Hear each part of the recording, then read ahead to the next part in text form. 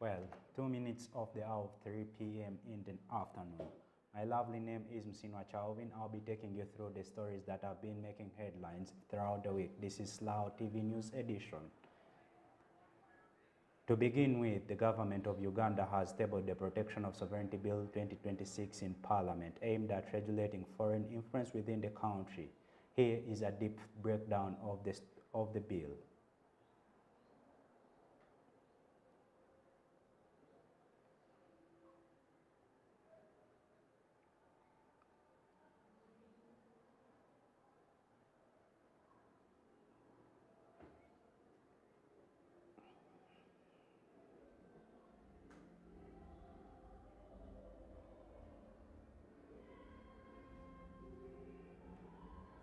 Regulate foreign influence, foreign funding, foreign agents, and other forms of external interference in their domestic affairs. A wide-ranging proposal designed to regulate foreign influence in Uganda with a detailed structure that spells out how the law would operate if passed. The bill now before Parliament is organized into 5 main parts and 30 clauses, each addressing a specific aspect of sovereignty, governance, and foreign involvement. The opening part lays the foundation of the law by defining key terms such as foreigner and agent of a foreigner. It also establishes that the Ministry of Internal Affairs, through its department responsible for peace and security, will oversee implementation. This part clarifies who the law applies to, essentially anyone operating in Uganda or on behalf of foreign interests. Protection of sovereignty is the second and most central section, and it focuses on safeguarding Uganda's independence. It prohibits individuals or organizations from promoting foreign interests against national interests, interfering with elections, or disrupting government operations. It also emphasizes that policy making and implementation are the sole responsibility of the Ugandan government. The bill introduces strict penalties for violations, including heavy fines and prison sentences of up to 20 years. The third part introduces a mandatory registration system for anyone acting on behalf of foreign entities.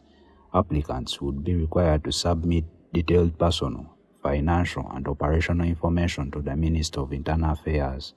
Approved applicants would receive a certificate valid for 2 years, while authorities retain the power to deny, suspend, or revoke registration.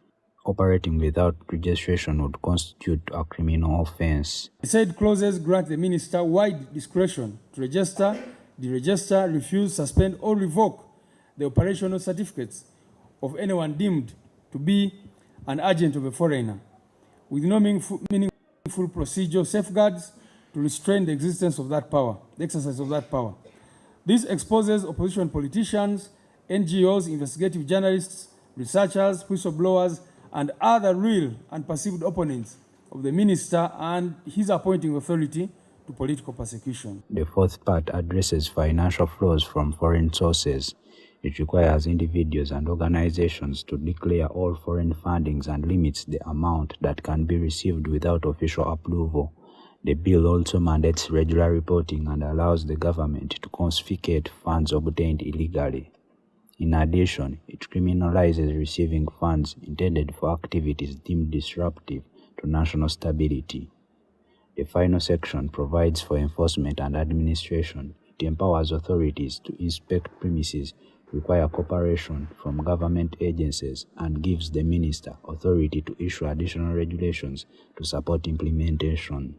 However, the bill has sparked mixed feelings amidst the general public. The legislation is expected to generate a significant debate in Parliament and among civil society as stakeholders weigh its potential impact on governance, development, partnerships, and civic space. We shall all be victims of this particular legislation, including the members of Parliament if they legislate it in the current form. Musino Chalvin for SLAU TV.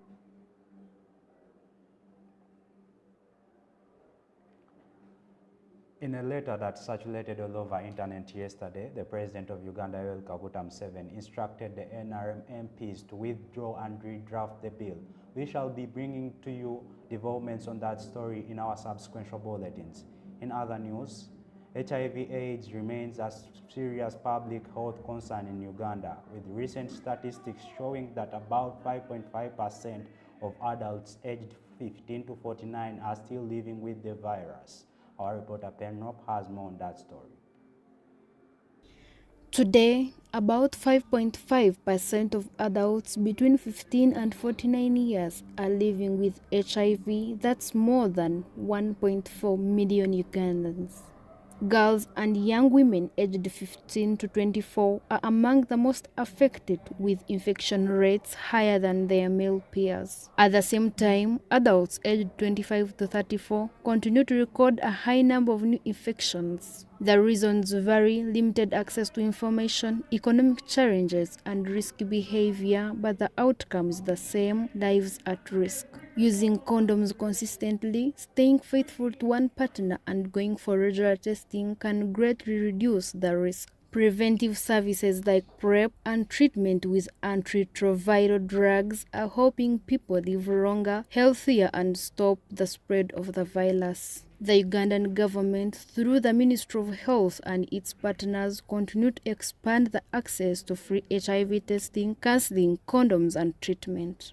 Awareness campaigns and youth-focused programs are also being strengthened across the country. The message is simple: know your status, protect yourself, and support those living with HIV, because ending HIV/AIDS in Uganda is possible if everyone plays their part. HIV/AIDS is still real and it's not witchcraft, and as SLAU media we are screaming the message louder and clear. Be careful, be patient. If you're a child, abstain from sex and use a condom if you're aged. In other stories, the United Kingdom has announced a landmark move to phase out smoking in what is being described as a landmark in the public health sector, one of the reforms of the decade. Our reporter Mark Opio has more on that story. Now, children aged 17 or younger will face a lifelong ban on buying cigarettes. For generations, smoking has been part of the daily life in the UK, but now the government is taking decisive steps to bring that era to an end. The new law will gradually increase the legal age for purchasing tobacco, meaning younger generations will never be able to legally buy cigarettes. Health officials say that smoking remains one of the leading causes of preventable death, linked to cancers, heart disease, and respiratory illnesses. Ministers argue that this policy could dramatically reduce long-term healthcare costs and improve public health outcomes. But not everyone is convinced. Retailers and some civil liberty groups say that the ban could create a black market and unfairly target certain age groups. While smoking rates have already been falling across the UK, this new law goes further than any previous measure, raising questions not just about public health, but about how far government should go in shaping personal choices. The UK now joins a growing number of countries exploring stricter tobacco controls as global health bodies continue to push for a smoke-free future. Whether this bold plan succeeds could depend on how efficiently it is enforced and whether the public is willing to embrace a future without smoking. Mark Opio, SLAU TV. Well, I am no medical personnel, but for sure I know smoking is a bad habit as it can lead to lung cancer and many other various diseases. You can tell us what your thoughts are about this particular thing of banning smoking, or it could be applied in Uganda, and you're going to do that on our socials, that's SLAU media everywhere. Well, my father often says even the best dancers have got to leave the floor. My lovely name is Alvin. Thank you for choosing SLAU Media News Edition. Have a lovely good evening.